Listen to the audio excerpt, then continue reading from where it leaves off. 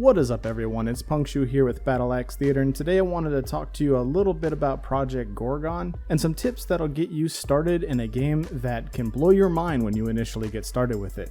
So let's go ahead and jump in.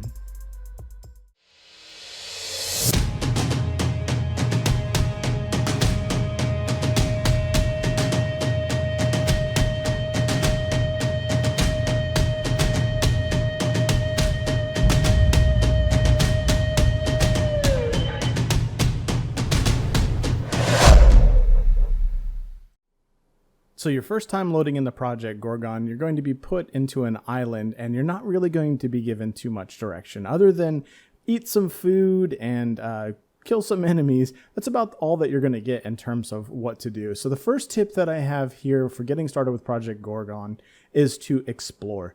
This game is all about exploring. This is your sandbox style MMORPG. It's very much old school in that regard, that you're going to want to go out there, you're going to want to explore, talk to everybody, make sure that you're searching everywhere to find all those little tidbits, those Easter eggs.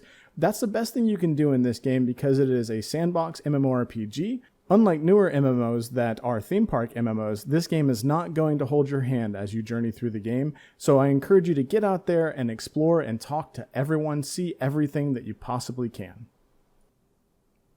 So in continuing with the theme of exploration, another thing that I would like to encourage you to do is talk to every single NPC in the game. Every single NPC in this game is important in some regard, whether it's going to be them training you new skills, allowing you to purchase or sell more items to them, or just simply adding some additional RP dialogue. It's worthwhile to talk to every single NPC because there's something to gain from it. Whether it be an additional piece of story, an obscure, silly item that you get from them that's just kind of fun to have experience with. Every NPC has a reason for being in the game, whether it's flavor or something that's actually more practical and usable in the game. So be sure to talk to every single NPC that is in the game, because you will find that if you don't, you're going to need to go back and talk to them eventually anyway. Now again, one of the reasons why we want to talk to everyone that's in the game is one particular thing, and that is favor. Favor is very, very important in this game, and it's going to unlock so many elements that are found throughout Project Gorgon that you're going to want to talk to all these NPCs and particularly raise your favor with them. Raising your favor is as simple as doing a favor for them. You can do their hangouts once you unlock certain ranks with them. There are additional things that you can give them that can be found in the small talk tab, where you can talk to them and find out items that they like and give it to them as a gift. By raising favor, what you're going to do is you're going to essentially unlock further progression with each of these NPCs within the game, which will allow you to do things like train higher level skills, sell them more items, sell them items at a higher price point. And most importantly, I think, is raising the skill cap once you hit those particular skill caps. So be sure to talk to those NPCs and raise those favor levels, but do it in a manageable way as to not lose your mind in the process. Now, when we talk about losing your mind, I personally found that one of the easiest ways to do that in Project Gorgon is talking about your combat skills. There are so many different skills in the game, in addition to combat skills, that there's already so much going on. And it's very easy to get lost in the muddiness of what is this massive open game that you may be very unused to.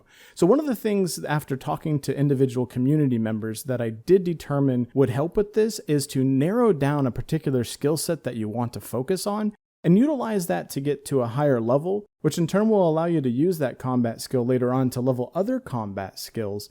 But it does give you a lot more peace of mind. It makes the game flow a little bit easier. And for me personally, it helped with the progressive flow of the game a lot compared to what I was trying to do when I was just dabbling with everything. So be sure to buckle down, figure out what you like and what fits and what feels right and what synergizes in terms of primary and secondary skills, and stick with it for a little bit. And if you change your mind down the road, you can always use that higher level skill to level up the lower level ones. Now, the last two topics that I wanted to talk about here, I'm going to kind of bundle together because I think they sort of in a way go hand in hand with the adventure that you're going to be experiencing in Project Gorgon.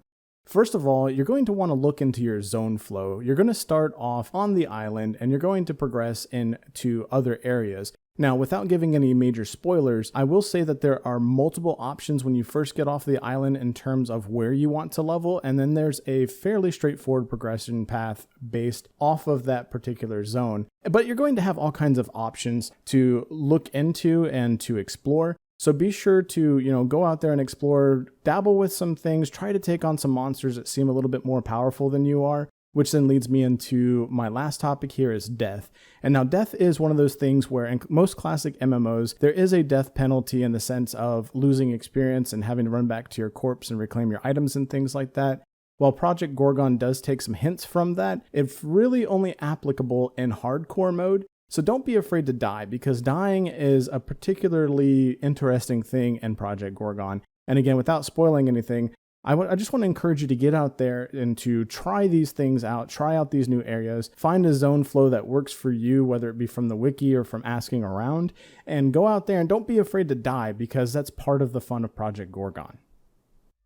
Now, I know many of these tips may seem like common sense to you, but it's easy to get lost in the game that is Project Gorgon. And it gets to the point sometimes where even if you're the most experienced player, when you're trying something that's a little bit new, it is easy to kind of lose yourself and lose your perception of the basics of an MMORPG. So let's look at this video as kind of a primer to lead into our video that we'll be releasing shortly. That will be 10 tips in getting through Project Gorgon that will have more specifics, some potential spoilers in there for you, which I was trying to avoid with this video. But if you follow this, a little bit of a primer, if you will, to a T, and you get out there and you do the things we talked about, you explore, you talk to everybody, you raise your favor up, you pick your skills, you go out there and try new things and die and see what the death system brings from Project Gorgon, I think you're going to have a blast. So take this for what you will, go out there and have a good time, and we'll see you guys in the next video.